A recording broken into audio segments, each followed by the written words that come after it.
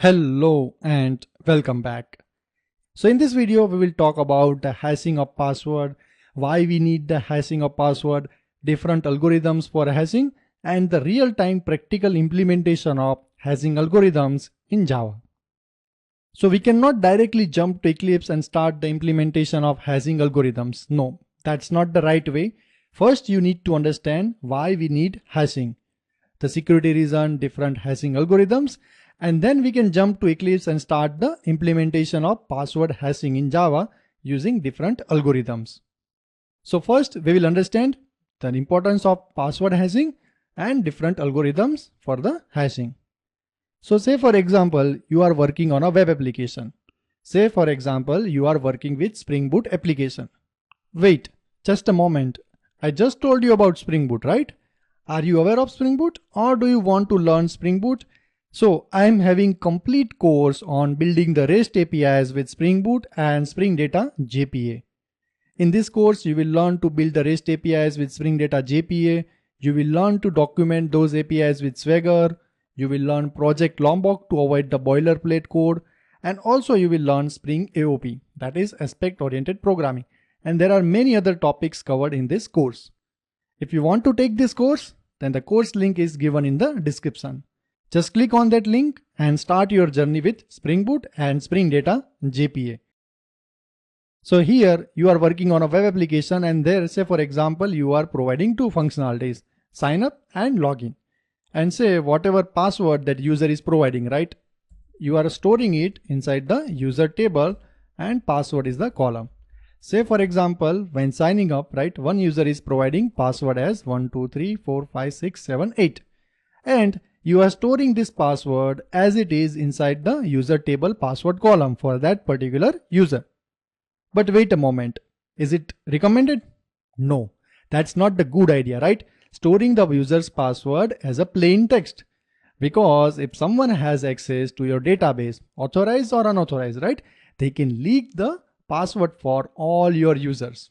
And that's a security breach. If your user's password get leaked, then no one will trust on your application.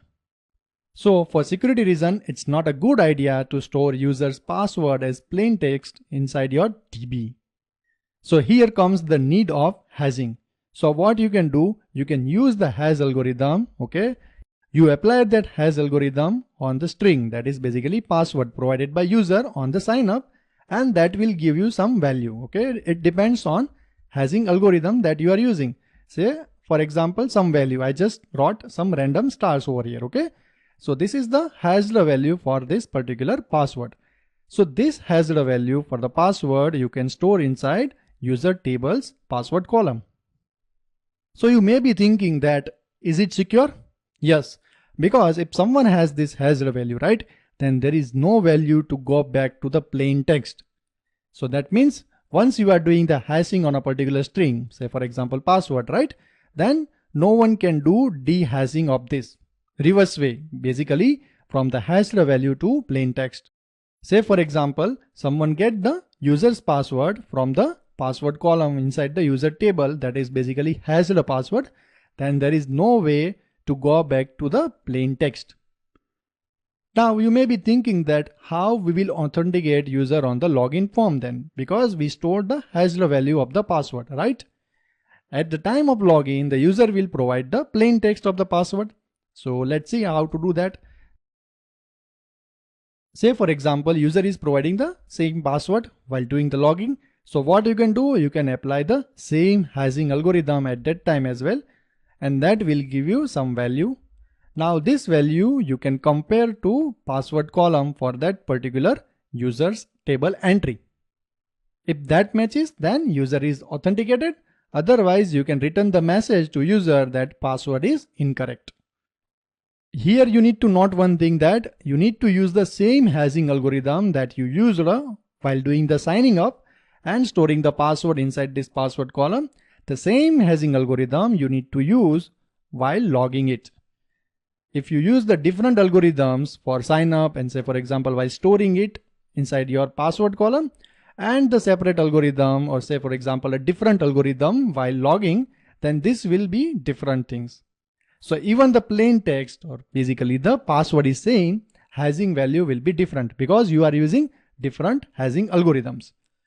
If you are using the same hashing algorithm, then you do hashing of the same string again and again, hundreds of times, thousands of times, it will give you the same hashing value again and again, considering you are using the same hashing algorithm. Now let's talk about some famous hashing algorithms. So one is MD5. So here the full form is message digest, and the second is SHA, which stands for secure hash algorithm. So these are the two famous hashing algorithms, and we will cover these two algorithms with Java. So now you have idea why we need password hashing in any of the application. It's not just about Java. So now we will jump to Eclipse and we'll see the implementation of these two algorithms and how to achieve password hashing in Java. So let's jump to Eclipse. So here I have created a separate class that is password hashing. We have public static void main, and say for example this is our password 1234567 and here I have created one separate method to do the hashing on the password. We will provide the password in the method parameter.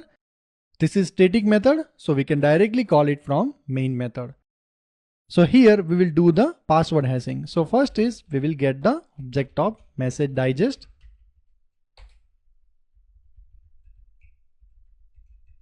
So message digest dot get instance, and then you need to pass the name of the algorithm. Say for example we want to use MD5 algorithm for the hashing. Now we have the instance of message digest, and this we need to surround with try catch. Yes, let's do that. So now we have object, and in this object we have method that is update. So here you need to pass the byte array of your string. So in our case we have password on which we want to do the hashing. We will get the bytes. Now using this object of message digest, we will call the method digest. So this will give us the hashing value, basically whatever for our string. Okay, if you see the return type of this method, then that is byte array. So byte array result byte array. So this will apply the hashing on the string whatever we provided, and it will give us the result, but that will be in the format of byte array. Now we need to convert this byte array to string. But wait a moment, you cannot directly convert byte array to string using the constructor provided by string, right? So that is not doable, and the reason is that whatever byte array you are getting over here is having some different format, hexadecimal or that kind of thing. So you cannot directly convert that byte array to string. So here what we will do, we will have one string builder, say for example, and then we will have one for each loop on this byte array. Byte B, this is the array. We will append one by one. So here we will use string dot format. The format we will provide is %2x, and then our byte, that is whatever we are getting in the for each loop. So one by one it will convert this byte to string, but using the hexadecimal format. And at the end we will return sb.toString. And if that is not doable or any exception, then we can return empty string. So here we have password as 128. We are calling this method and passing that password. So let's run our Java application. See, we got some value. Just copy it. Let's go to Notepad. So this is the value. So this is basically the hashing value of your password. Okay. Now let's run it again. Let's run it again. You will get the same value again and again. See, this is the same value, right? Now this we have seen the MD5 algorithm.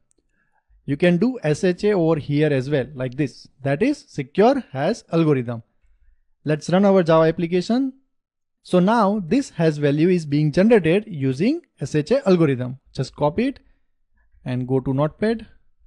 Again run this Java application. See, we got the same value. So this is the same value with SHA. This is the same value with MD5. But if you change the algorithm, right, then for the same password, basically for the same string, the hashing value will get differ. So make sure when you are starting to create the application, right, you are first deciding that which algorithm you are going to use throughout the application. Because if you want to change the hashing algorithm later, then it is very difficult. So this is how you can do password hashing in Java for security reasons. If you like this video, then please subscribe to the channel, hit the notification bell, like the video, do comment in the comment section and share with your friends. We'll see you in the another video. Till then, happy learning and happy coding.